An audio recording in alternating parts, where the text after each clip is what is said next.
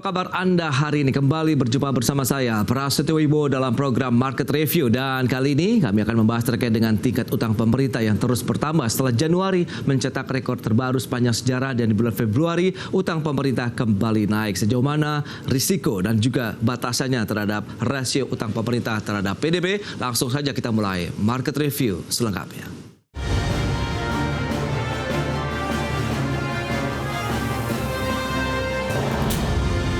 Ya, pemirsa, jumlah utang pemerintah di bulan Februari 2024 kembali membengkak menjadi 8.319,22 triliun rupiah, dan utang tersebut naik 0,8% atau 66,13 triliun rupiah dibandingkan dengan Januari lalu sebesar 8.253,09 triliun rupiah. Jumlah utang pemerintah di bulan Februari 2024 kembali mencetak rekor tertinggi sepanjang sejarah mencapai 8.319,22 triliun rupiah. Jumlah tersebut mengalami kenaikan sekitar 0,8% atau 66,13 triliun rupiah dibandingkan bulan Januari 2024 yang tercatat 8.253,09 triliun rupiah. Adapun porsi utang pemerintah tersebut masih didominasi oleh instrumen surat berharga negara atau SBN sebesar 88,19%. Di mana hingga akhir Februari 2024 penerbitan SBN tercatat sebesar 7.736,87 triliun rupiah yang dibagi menjadi SBN domestik dan SBN valuta asing. Meski demikian, Kementerian Keuangan menegaskan bahwa rasio utang pemerintah terhadap produk domestik bruto atau PDB masih dalam batas aman, yaitu sebesar 39,06%. Batas aman rasio utang berdasarkan Undang-Undang Nomor 17 Tahun 2003 adalah 60%.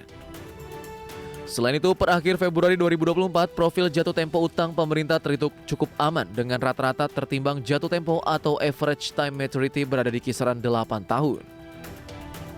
Jakarta, Tim Liputan IDX Channel.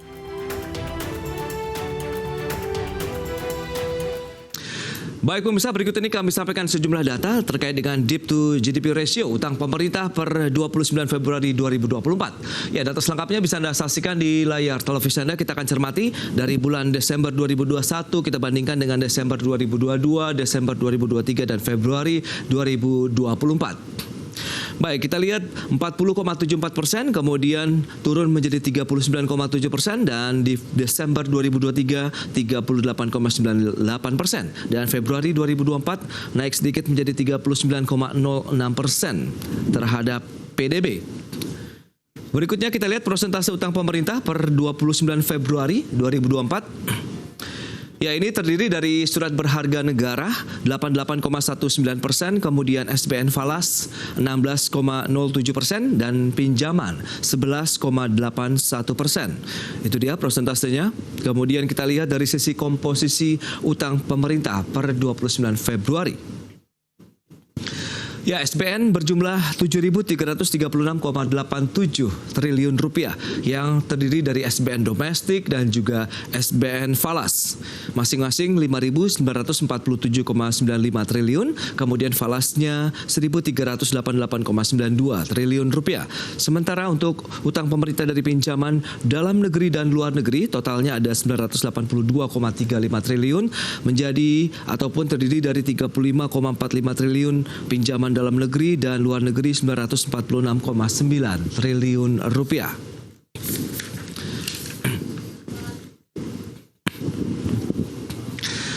Ya, pemirsa, untuk membahas tema kita hari ini, naik lagi utang pemerintah per Februari 2024, kita sudah tersambung melalui Zoom bersama dengan Mas Teguh Rifki, peneliti makroekonomi dan pasar keuangan LPM, Fakultas Ekonomi dan Bisnis Universitas Indonesia. Selamat pagi, Mas Rifki. Pagi Mas Pras, apa kabar? Kabar baik Mas Rifki, dan apakah juga sesehat dengan utang pemerintah yang tadi sudah disampaikan itu mencetak rekor baru lagi? Bagaimana review Anda ini terkait dengan utang pemerintah yang naik lagi per Februari kemarin?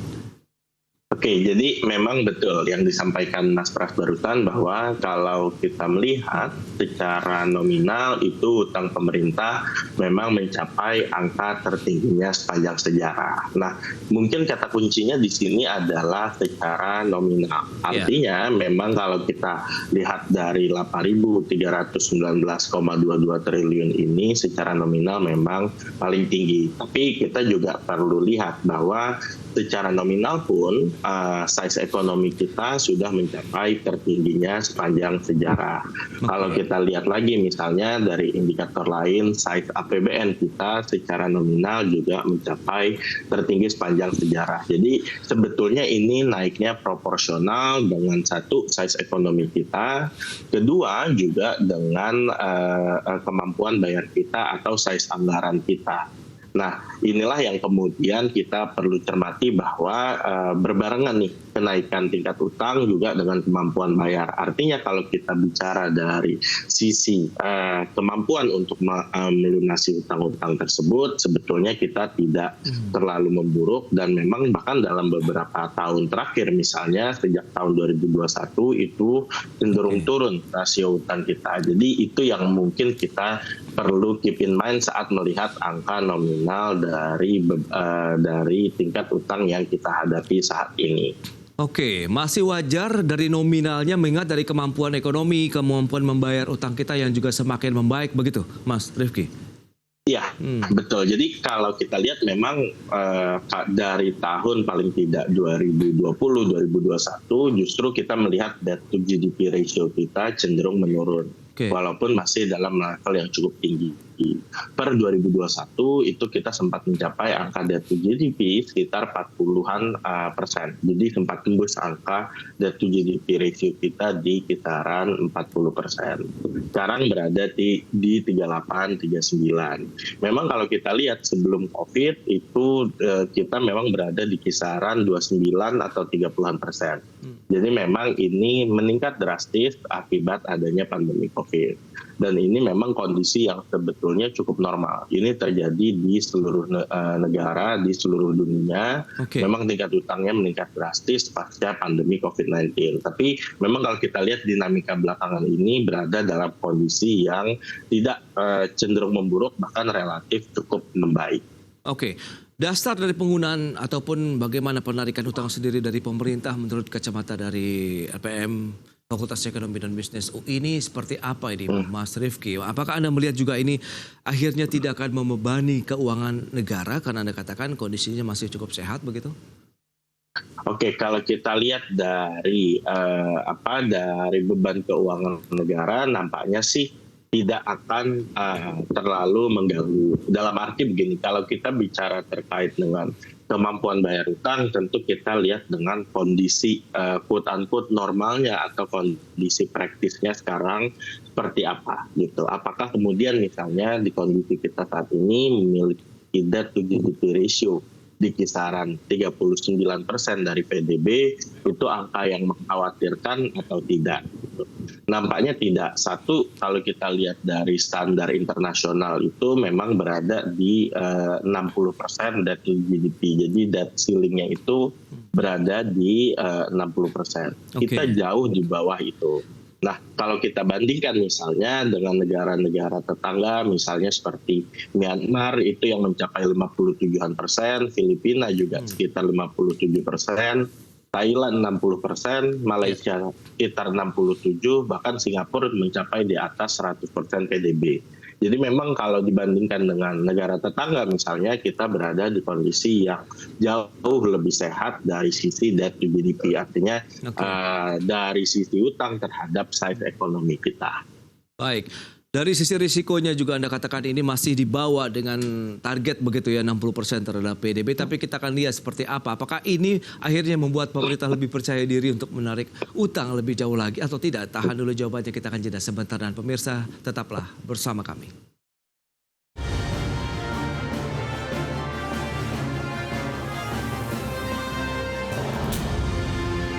Ya, terima kasih Anda masih bergabung bersama kami dalam Market Review. Pemirsa, berikut ini kami sampaikan terkait dengan data pendapatan negara per 15 Maret 2024. Ya, seperti yang bisa Anda saksikan, kita lihat sumber pendapatan negara dari perpajakan, kemudian ada pendapatan negara yang non pajak begitu atau PNBP dan juga hibah. Kita lihat total dari perpajakan per 15 Maret tahun ini 399,38 triliun rupiah yang terdiri dari pajak dan juga bea cukai masing-masing 342,88 triliun dan 56,5 triliun rupiah. Itu dari sisi pendapatan. Lantas bagaimana dengan belanja negara yang sudah dilakukan oleh pemerintah per 15 Maret lalu? Ya, pemerintah pusat, kemudian ada transfer ke daerah. Ini adalah beberapa belanja keuangan negara yang sudah dilakukan. Begitu di mana pemerintah pusat ada 328,88 triliun rupiah. Dan terdiri dari untuk belanja kementerian lembaga, kemudian non-kementerian lembaga. Ya, kalau kita lihat kementerian lembaga 165,43 triliun, kemudian non-KL-nya 163,44 triliun, sementara transfer ke daerah ada 141,44 triliun rupiah. Baik, kita lanjutkan kembali perbincangan bersama dengan Mas Teguh Rifki, peneliti makroekonomi dan pasar keuangan LPM FEB Universitas Indonesia. Baik, Mas Rifki, kalau kita lihat dengan pendapatan negara, kemudian belanja negara, apa yang bisa kita cermati begitu? Apakah pendapatan negara dari perpajakan, pajak, kemudian bea cukai dan juga PNBP, hibah ini sudah sesuai dengan target tidak sih? Karena ini data per 15 kemarin nih, 15 Maret. Oke. Ya, kalau kita lihat dari sisi penerimaan negara, itu memang tax ratio kita perlu diakui masih cukup rendah dan ini sudah berlangsung cukup lama. Jadi bahkan selama pandemi COVID kita mengalami tax ratio yang di bawah double digit. Sekarang kalau nggak salah kita berada di kisaran antara 10-11% terhadap GDP penerimaan pajak kita. Nah, ini sangat-sangat rendah karena memang kalau kita bandingkan misalnya dengan rata negara berkembang saja itu kalau tidak salah di ASEAN itu berada di kisaran 17-18%. Bahkan kalau misalnya kita melihat rata-rata OECD itu bisa mencapai 30-an%. Jadi artinya penerimaan kita sangat rendah yang implikasinya adalah kemudian ini mempengaruhi daya belanja kita, ruang fiskal kita untuk melakukan spending. Sehingga kemudian alternatifnya adalah kita perlu meningkatkan utang kita. Nah, inilah yang kemudian perlu diwaspadai lebih lanjut. Memang kalau kita bicara isu dari penerimaan negara, ini isunya adalah sangat-sangat struktural.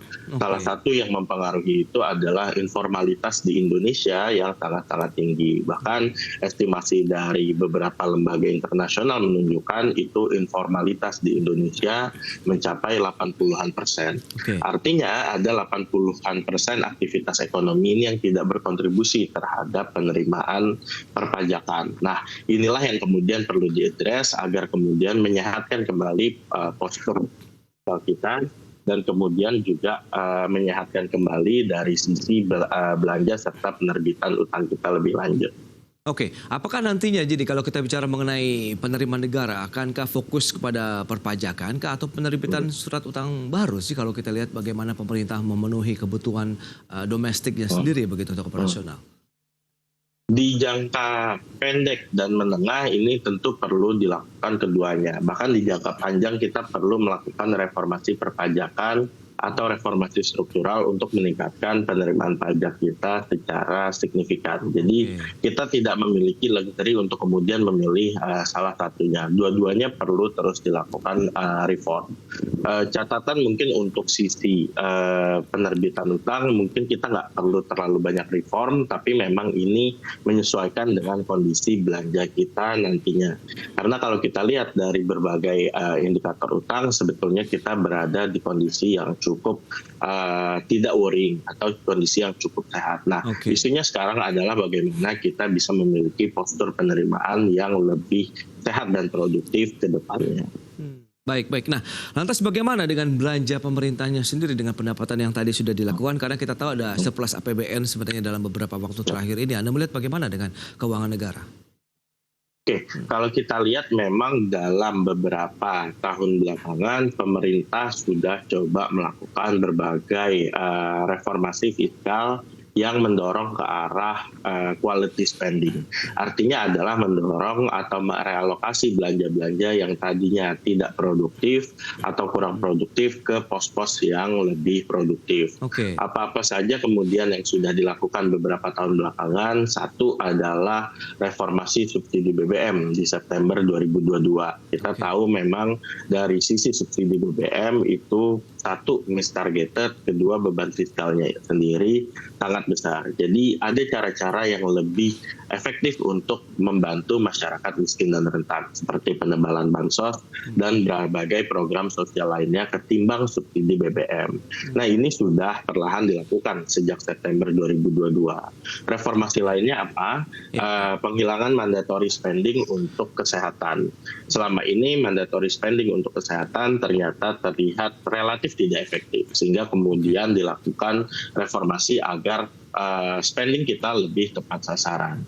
Tapi memang perlu dicatat bahwa pengeluaran atau spending atau perubahan postur belanja fiskal ini memiliki political cost sendiri. Jadi artinya memang tidak bisa kemudian secara terus-terusan diberlakukan. Ini perlu dilakukan secara bertahap dengan melihat progres yang ada. Baik, dengan kondisi yang ada dari sisi pendapatan, kemudian belanja negara sendiri, Anda melihat bagaimana pemerintah dalam level-level percaya diri kah saat ini dengan pemanfaatan ataupun pengelolaan utang yang dimiliki yang Anda sebutkan juga tadi sudah mencetak sejarah juga begitu ya, Mas Rifki ya? Dari sisi nominal. Oke.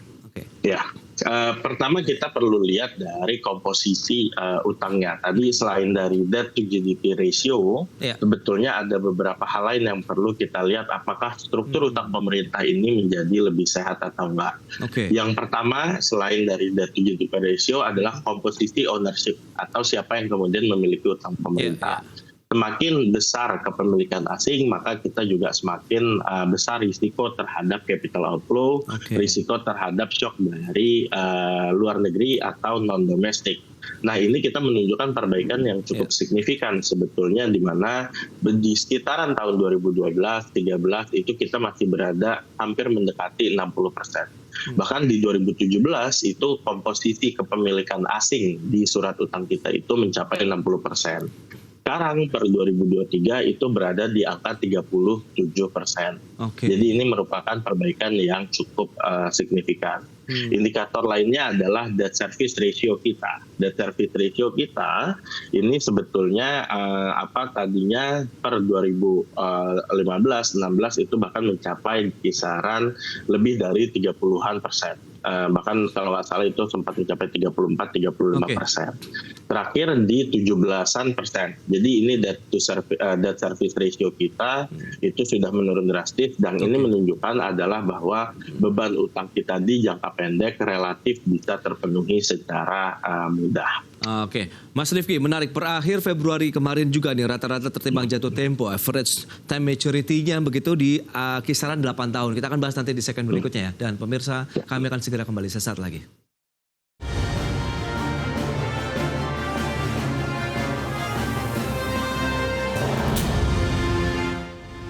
Kita lanjutkan kembali perbincangan menarik ini bersama dengan Mas Teguh Rifki, peneliti makroekonomi dan pasar keuangan FPM FEB Universitas Indonesia.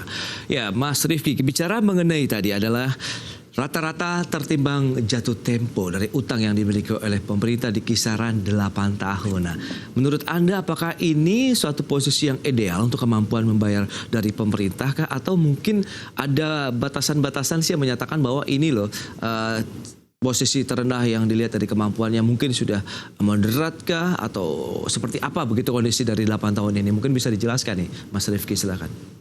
Jadi average term to maturity ini kurang lebih adalah rata-rata jatuh utang, tempo jatuh utang kita itu sepanjang apa. Jadi kalau rata-rata tahun 8 tahun berarti dari seluruh utang yang kita miliki saat ini rata-rata jatuh temponya 8 tahun ke depan. Nah, sebetulnya tidak ada pakem khusus kira-kira yang baik itu berapa, yang membahayakan atau yang worrying itu berapa. Tapi sebetulnya secara intuitif kita bisa melihat bahwa hutang yang kita miliki saat ini sebetulnya kita nggak perlu lunasi tahun ini atau tahun depan atau bahkan tahun depannya lagi. Kita memiliki 8 tahun untuk kemudian meningkatkan kemampuan bayar kita dalam melunasi hutang tersebut. Dimana sebetulnya makin panjang ini relatif makin baik. Artinya kita memiliki waktu yang lebih panjang untuk kemudian menyelesaikan hutang tersebut. Oke. Dan kedua adalah kita memiliki 8 kali siklus APBN untuk kemudian membenahi utang-utang tersebut. Jadi ini sebetulnya kondisi yang cukup baik. Tapi sebetulnya yang lebih krusial adalah bagaimana kemudian sampai 8 tahun ini kita bisa menjaga postur fiskal kita tetap prudent agar kemudian saat jatuh tempo ini kemampuan bayar kita juga tidak kemudian memburuk di saat itu semua jatuh tempo nanti. Itu dia. Bicara mengenai kemampuan pemerintah dan sekarang kan masa transisi kepada pemerintahan baru begitu. Anda melihat bagaimana? Apakah kekuatan yang sama juga masih akan berlanjut kah atau bagaimana nih?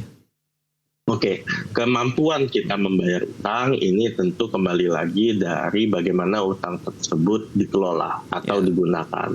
Pertama, sebetulnya kalau kita lihat secara umum tidak ada yang salah dengan berhutang agar asal kemudian ini digunakan untuk kebutuhan yang produktif, untuk kebutuhan yang memang betul-betul diperlukan. Jadi kalau misalnya kita berhutang lalu kemudian di masa mendatang penerimaan kita bisa meningkat karena utang tersebut, karena kita lebih produktif, karena kita bisa memiliki penduduk yang lebih sehat, kita memiliki kualitas pendidikan yang lebih bagus, itu nggak masalah. Semua negara melakukan itu.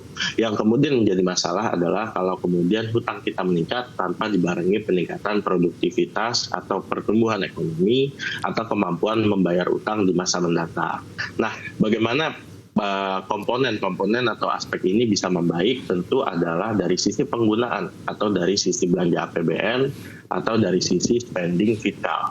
Bagaimana spending fiskal ini dilakukan atau dialokasikan setelah mendapatkan utang-utang tersebut. Nah, ini yang kemudian mungkin perlu menjadi catatan atau fokus ke depannya. Kita berada dalam posisi atau periode atau fase transisi pemerintahan yang implikasinya biasanya sangat terlihat dari perubahan postur anggaran APBN. Karena tentu biasanya pemerintahan baru itu seringkali kemudian mau membawa program yang mereka biasa usung dalam masa kampanye. Nah, ini tentu akan memiliki konsekuensi dari sisi anggaran. Nah, apakah konsekuensi dari sisi anggaran ini bisa dijaga tetap produktif, tetap dalam postur fiskal yang koheren, dan dalam postur fiskal yang berkualitas, ini yang akan menentukan kemampuan bayar utang kita di masa mendatang. Nah dari FEB sendiri, LPM FEB UI sendiri melihat bagaimana dari kacamata Anda? Apakah memang harus ada batasan-batasan juga yang dijaga begitu sehingga jumlah utang bertambah tapi tetap dengan batasan-batasan bahwa kita ya sebaiknya mengurangi utang, justru kita meningkatkan kemampuan dari sisi produktivitas tadi Anda katakan, geliat aktivitas ekonomi nasional begitu? Sebetulnya dari Undang-Undang Keuangan Negara ini sendiri pun sudah diatur bahwa memang ada batasan terhadap akumulasi utang yang kita bisa lakukan.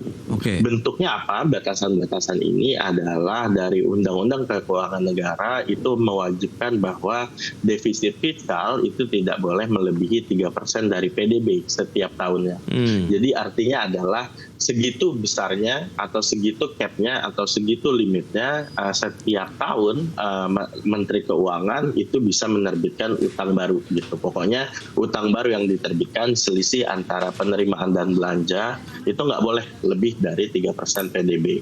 Nah, inilah yang kemudian mekanisme yang sebetulnya disiplin fiskal yang cukup baik. Artinya siapapun yang menjadi presiden, siapapun yang menjadi Menteri Keuangan itu perlu mentaati disiplin tersebut. Nah, tinggal bagaimana dari ruang fiskal yang kita miliki saat ini plus tambahan ruang defisit 3% itu kita bisa alokasikan secara produktif. Nah, ini tentu beberapa poin utamanya adalah satu, mengurangi belanja yang tidak atau kurang efektif seperti sebelumnya sudah disebutkan subsidi BBM dan mungkin berbagai subsidi-subsidi lainnya yang memang tidak tepat sasaran ini perlu dikurangi. Kedua, kemudian perlu dilihat adalah apakah perlu ada postur belanja yang ditingkatkan atau ditambah anggarannya seperti misalnya transisi iklim, pembangunan infrastruktur, pendidikan, dan bagaimana uang-uang yang sudah ada ini kemudian bisa digunakan se-efisien mungkin. Nah, inilah yang mungkin 3 poin-poin yang memang perlu kalau tidak diteruskan paling tidak diteruskan dan ditingkatkan di masa pemerintahan mendatang. Itu dia ya batasan-batasannya bahwa memang dari sisi defisit fiskal yang perlu dijaga tidak boleh lebih dari 3%. Begitu baik. Mas Rifki, terima kasih banyak atas waktu dan sharing setelah analisis yang sudah Anda sampaikan terkait dengan jumlah utang pemerintah yang memang masih terus bertambah di atas 8.000 triliunan rupiah, tapi memang kategorinya masih dalam batas aman ya, terkait juga dengan rasio utang kita terhadap PDB. Baik Mas Rifki, selamat melanjutkan aktivitas Anda kembali. Salam sehat Mas Rifki. Salam sehat, terima kasih Mas Pras, selamat pagi. Selamat pagi.